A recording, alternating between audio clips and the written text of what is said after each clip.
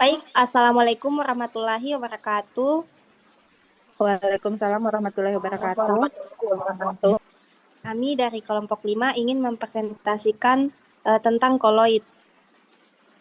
Kelompok 5 itu sendiri terdiri dari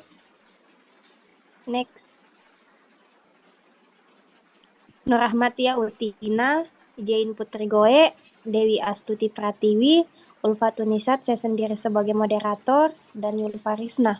Untuk slide definisi tentang koloid itu akan dipresentasikan oleh Saudari Nurrahmatia. Kepadanya dipersilahkan.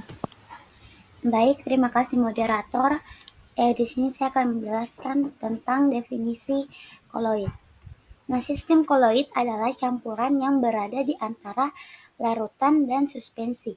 Contohnya lem, kanji, santan, dan jelly. Nah, penelitian sistem koloid ini diawali oleh Thomas Graham yang menemukan bahwa zat seperti HCl dan NaCl ini mudah berdifusi atau biasa disebut dengan kristaloid. Sedangkan zat seperti kanji, gelatin, dan putih telur ini sulit berdifusi atau biasa disebut dengan koloid. Next. Sistem koloid juga merupakan campuran heterogen antara dua atau lebih zat, di mana partikel fase terdispersi yang berukuran 1 sampai 1000 nanometer ini tersebar merata dalam medium pendispersi. Ukuran partikel ini lebih besar daripada larutan sejati atau di bawah dari 1 nanometer, tetapi lebih kecil daripada suspensi atau lebih dari 1000 nanometer, menghasilkan sifat unik seperti efek Tyndall atau biasa disebut dengan penghamburan cahaya saat dilewatkan berkas sinar. Untuk penjelasan selanjutnya saya serahkan kepada moderator. Baik, untuk slide klasifikasi pada koloid akan dijelaskan oleh Saudari Jain Putri Goe. Kepadanya dipersilahkan. Baik, untuk lebih memahami koloid, mari kita bahas klasifikasinya dari berbagai aspek. Yang pertama itu ada koloid diklasifikasikan berdasarkan komponen utamanya. Yang pertama ada fase terdispersi, di mana fase terdispersi ini zat yang tersebar atau terpecah menjadi partikel kecil dalam sistem koloid. Ini adalah partikel yang mengambang di dalam zat lain. Fase yang kedua yaitu medium pendispersi. Medium pendispersi ini zat yang menjadi tempat menyebarnya fase terdispersi. Bisa berupa gas, cair, atau padat. Next. Selanjutnya ada klasifikasi koloid berdasarkan afinitas medium, di mana klasifikasi ini didasarkan pada seberapa besar daya tarik atau afinitas partikel koloid terhadap medium pendispersinya. Yang pertama ada liofil, di mana liofil ini dicirikan oleh interaksi kuat antara partikel terdispersi dan medium pendispersi, seperti gelatin dalam air. Sistem ini stabil secara spontan, memiliki viskositas tinggi, dan bersifat reversibel. Dapat didispersi ulang setelah pengeringan.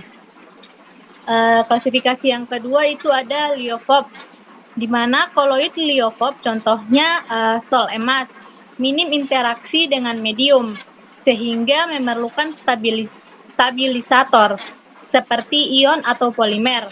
Untuk mencegah koagulasi, koloid liofib bersifat irreversibel, viskositasnya mendekati medium murni, dan rentan terhadap destabilisasi oleh elektrolit.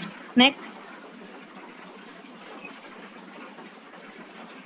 Selanjutnya ada klasifikasi koloid berdasarkan muatan listrik, di mana setiap partikel koloid ini memiliki muatan listrik di permukaannya. Muatan ini muncul karena adsorpsi ion atau ionisasi gugus fungsi.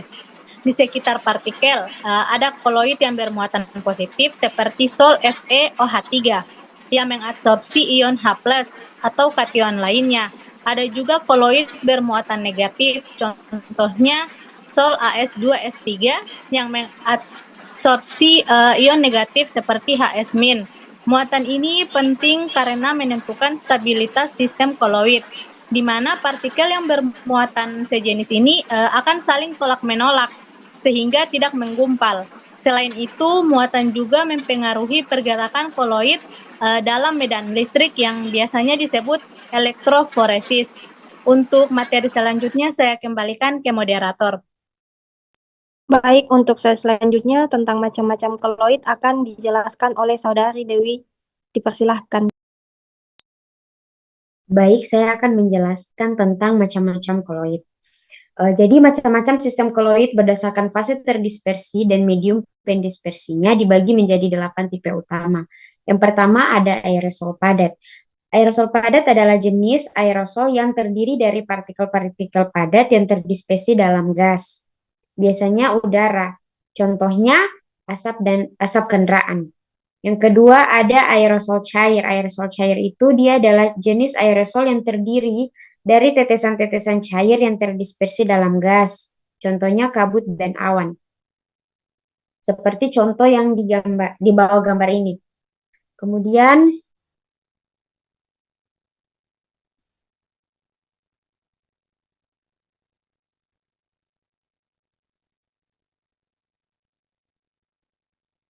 ada emulsi. Emulsi adalah campuran heterogen dari dua cairan yang tidak dapat bercampur secara alami seperti minyak dan air. Contohnya mayones dan susu. Kemudian ada gel. Gel itu adalah suatu sistem koloid yang terdiri dari partikel-partikel padat yang terdispersi dalam cairan tetapi dia memiliki struktur yang lebih kaku dan elastis. Gel dapat berbentuk melalui proses gelasi, yaitu proses perubahan fase dari cairan menjadi padatan yang lebih kaku. Contohnya agar-agar dan keju. Kemudian buih. Buih adalah suatu sistem koloid yang terdiri dari gelembung-gelembung gas yang terdispersi dalam cairan atau padat. Buih dapat berbentuk melalui proses pengadukan, pengocokan, atau reaksi kimia. Contohnya krim kocok dan busa sabun. Kemudian ada buih padat. Buih padat itu adalah salah satu jenis material yang memiliki struktur berpori dan ringan dengan gelembung-gelembung gas yang terperangkap dalam matris padat. Contohnya dia batu apung dan marshmallow.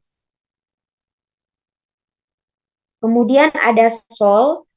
Sol adalah suatu sistem koloid yang terdiri dari partikel padat dalam cairan. Contohnya cat dan tinta. Dan yang terakhir ada sol padat. Sol padat itu adalah suatu sistem koloid yang terdiri dari partikel-partikel padat yang terdispersi dalam matriks padat lainnya. Contohnya kaca rubi dan alloy logam. Materi selanjutnya saya kembalikan kepada moderator.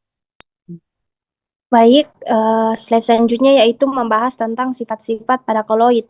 Sifat-sifat koloid ini terbagi menjadi 3 bagian, yaitu yang pertama sifat tidal, yaitu di mana sifat tidal ini merupakan fenomena penghalang cahaya oleh partikel koloid ketika berkas sinar dilewatkan melalui sistem.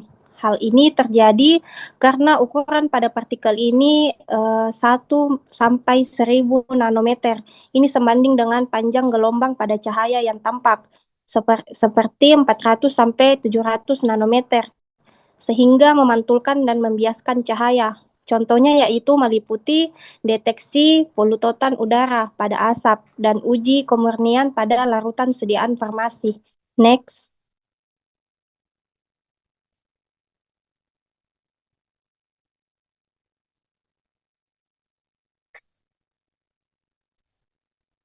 Selanjutnya yaitu sifat gerak Brown.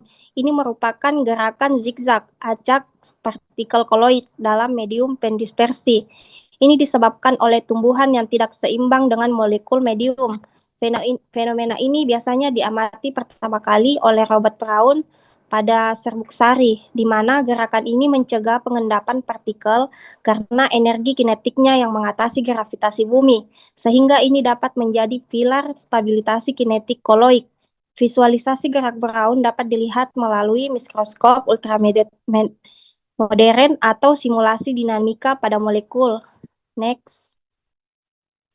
Selanjutnya yaitu yang ketiga elektroforesis, di mana elektroforesis ini merupakan suatu pergerakan partikel pada koloid, di mana partikel ini akan bermuatan jika dia berada atau mendapat medan listrik. Partikel ini terbagi menjadi dua, yaitu bermuatan positif dan negatif, di mana yang bermuatan positif ini bergerak ke katonoda, sementara yang bermuatan negatif ini menuju anoda.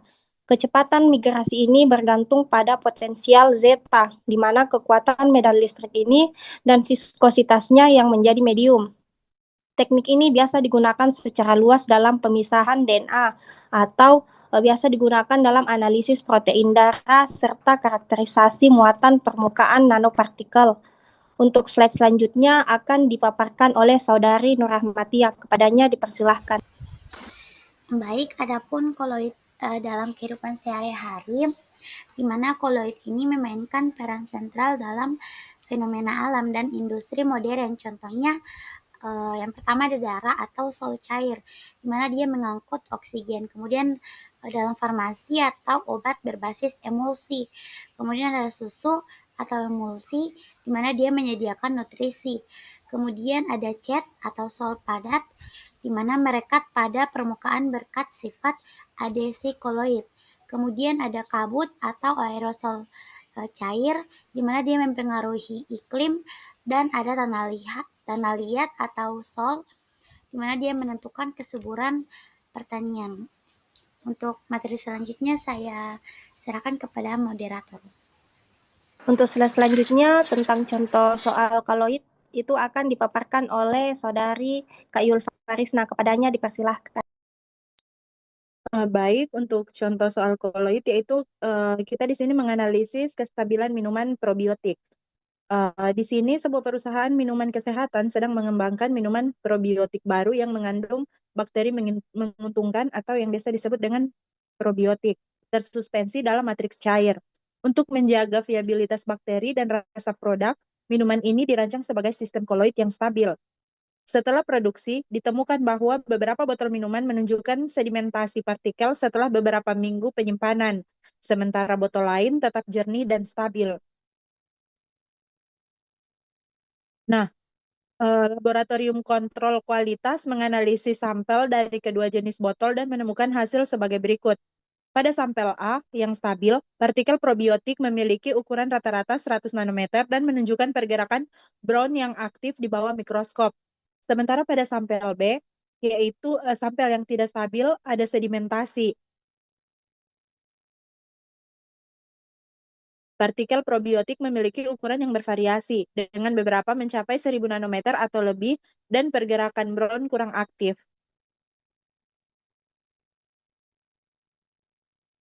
Kemudian, selain itu, tim peneliti juga mencoba menambahkan elektrolit atau garam dapur dan NaCl ke dalam sampel A dan B dan mengamati hasilnya. Ternyata, penambahan sedikit NaCl ke sampel A menyebabkan koagulasi perlahan. Kemudian, penambahan sedikit NaCl ke sampel B tidak menunjukkan perubahan signifikan pada partikel yang sudah mengendap. Baik, terima Terima kasih. kasih, saya kembalikan kepada moderator. Baik, terima kasih. Itulah pemaparan materi dari kelompok kami, yaitu kelompok 5 tentang koloid. Kurang lebihnya mohon dimaafkan. Wassalamualaikum warahmatullahi wabarakatuh. Waalaikumsalam warahmatullahi wabarakatuh.